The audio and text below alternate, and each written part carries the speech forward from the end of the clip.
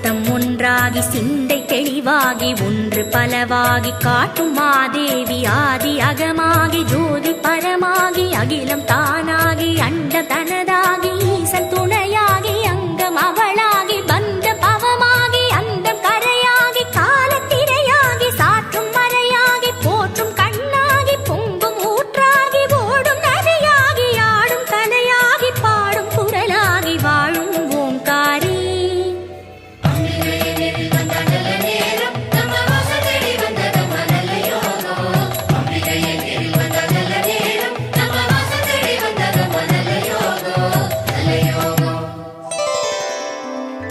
சுவையாகி தமிழின் அமுதாகி குமரி பெண்ணாகி உலவும் சுகுமாரி தங்க முகமாகி மின்னும் தளிராகி எதிலும் முதலாகி திகழும் உபகாரி கற்பு கனலாகி அந்த